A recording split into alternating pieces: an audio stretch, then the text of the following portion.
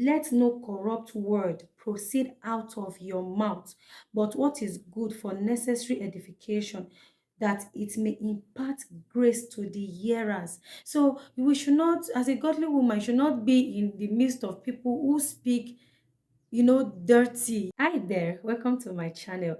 My name is Ocheche Emmanuel Orifa. In this channel, I create content on faith, marriage, relationships, and motherhood. If this sounds interesting to you, kindly hit on the subscribe button and let us build a community of like-minded people together. So guys, in today's video, we'll be discussing on the topic what it takes to be a godly woman. That is the characteristics of a godly woman. And the number one on my list is show true beauty. Yes, a godly woman is supposed to show true beauty. You show true beauty in your dressing, in the way you dress. You have to be very modest in your dressing. That is how you can show true beauty as a godly woman. Remember, they say the way you want to be addressed, that's how you should dress. The way you are dressed, that's how you will be addressed, right? So as a godly woman, you need to show true beauty. You show true beauty in your dressing. Nowadays you see young women piercing, having like 6 piercing on the ears, piercing the nose, piercing the lip, the tongue, belly button. You see them wearing all manner of colors of hair on their head. You see them barb their hair, tint the hair, and you see them wearing green, wearing yellow, wearing purple, wearing all manner of colors of hair. I believe that a godly woman shouldn't have all of those piercing on the ear, on the other parts of the body, right? I used to say this, that assuming I didn't grow up having one piercing on my ear, I wouldn't have even bothered piercing my ear at all, right? And if I used to say this, that okay, is it when you pierce more part of your body, is that what will make you beautiful? Is it when I wear 3 or 4 earrings on my ears before I can show true beauty? Is that what will make me beautiful? Even the makeup we put on, we should do everything in moderation. Even the makeup we wear, it should be in moderation. We should not pack all the makeup in this world and put on our face. Everything we do in this life, we should do them in moderation. It is written in the book of 1 Timothy chapter 2 verse 9. It says, in like manner also, the women adorn themselves in modest apparel with property and moderation, not with braided hair or gold or pearls or costly clothing. Can you see that? So we should do everything in modesty, like in moderation. So if you want to be a godly woman, avoid doing all these things you see people doing nowadays, piercing, tinting, and doing all that dressing, almost half naked. We should dress in the way we want to be addressed. We should dress in modesty, in moderation. Okay. Number two, a godly woman loves. A godly woman loves God and love her neighbors as herself. A godly woman is not one who would say something in front of you and go behind to stab you.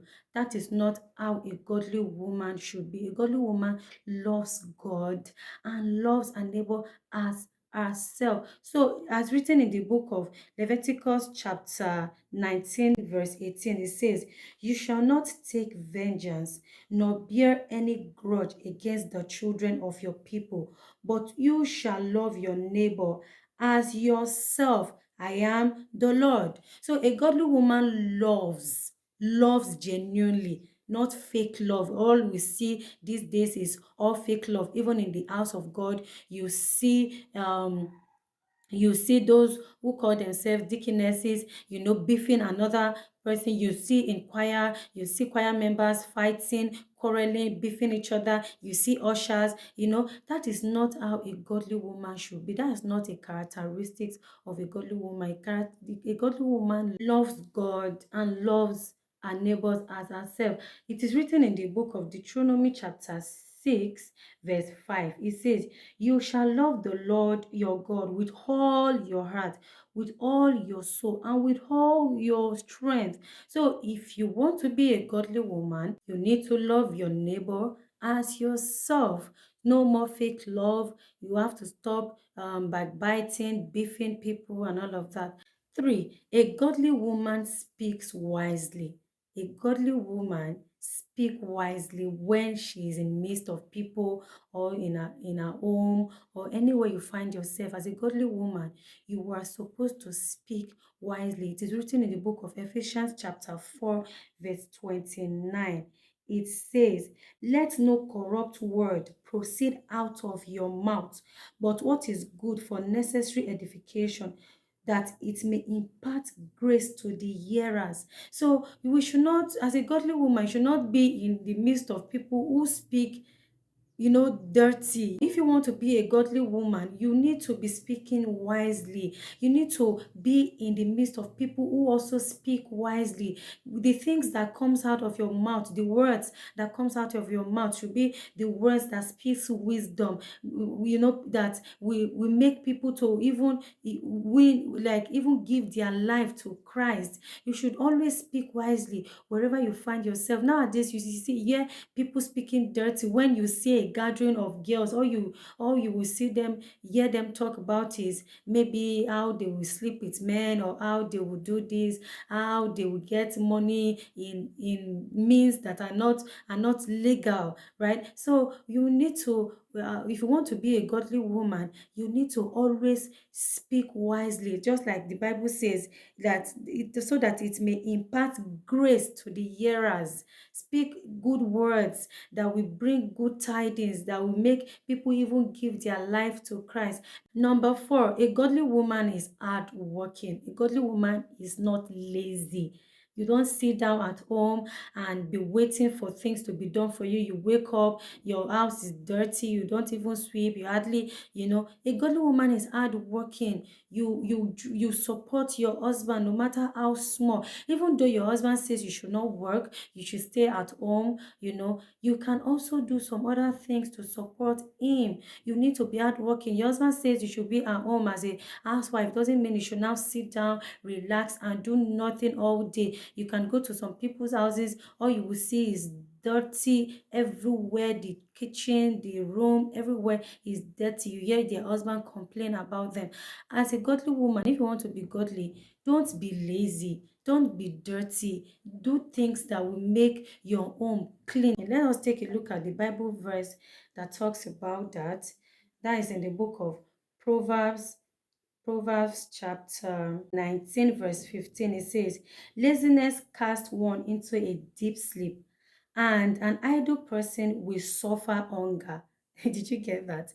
Laziness casts one into a deep sleep, and an idle person will suffer hunger. So you need to be hardworking. If you want to be a godly woman, you need to be hardworking so that you don't suffer hunger. Also, it is written in the book of Ecclesiastes, chapter 10, verse 18. It says, because of laziness, the building decays, and through idleness of hands, the house leaks. If you wake up, you do not sweep, your house will keep being dirty and the house will decay. They usually say that if somebody builds a house and you don't stay there, like nobody is going there to clean, to take care of the house, it will start, decaying, right? So laziness is not a characteristics of a godly woman. Also, as written in the book of Second Timothy chapter 2, verse 6, it says, the hardworking farmer must be first to partake of the crops. Hardworking farmer. So when you are hardworking, you'll be the first to eat the fruit of your labor. You'll be the first to enjoy your hard work. My grandmother used to say something. She says, if she send us to go and fetch water and we refuse to go, then maybe later we have a change of mind and we later go to fetch that water for her to drink, thinking that we are doing it for her. But at the end of the day, when we finish eating, we are going to be the ones to go and first take out of that water to drink. Do you get? So when you are hardworking, you will be the first to partake of your work. Number five, a godly woman is humble. A godly woman shows humility wherever you go to, wherever you are. People will see, the characteristics in you. They'll see humility in you. In the book of First Peter chapter 5, verse 5, it says, likewise, you young people, submit yourselves to your elders. Yes, all of you be submissive to one another and be clothed with humility. For God resists the proud, but gives grace to the humble. This is a popular Bible verse that we know. God resists the proud and give grace to the humble. So if you want to be known as a godly woman, you have to be humble. You have to show true humility. Number six, a godly woman is submissive. Yes, especially for those of us who are married, we need to be very submissive to our husbands. That's how we can show that we are actually godly women.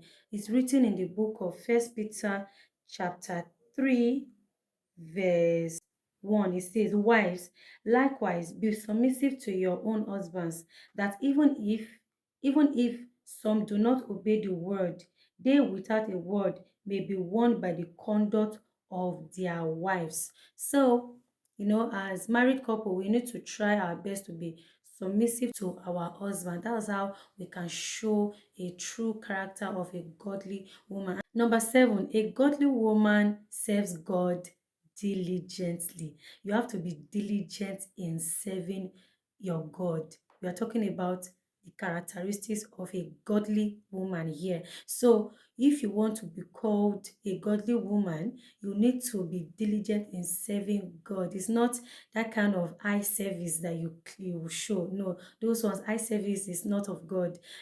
This one has to be diligence. Diligence means like being devoted to serving God. It's not when you will serve today, tomorrow you say you are tired, that you are not going to serve or you backslide. No, godly women don't backslide. You have to continue serving God, come rain, come shine. You have to be diligent in serving your God. You have to be devoted in serving God every day, every time. It's not that you serve today, tomorrow you say, oh, you are tired because of one thing or the other, you will not serve. Growing up, I used to see my grandmother not go to church on Sundays that falls on a market day.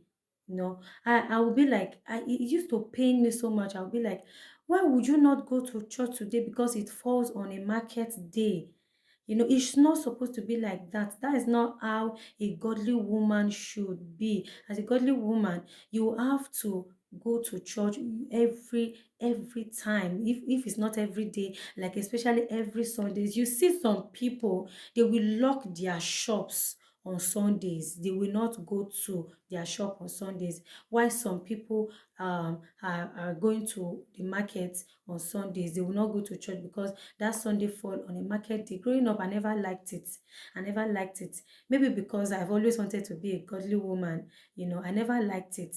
So I will always complain. I'll tell my grandmother that, why are you going to church? Why are you not going to church today? Why are you going to the market? Because today, being Sunday falls on a market day.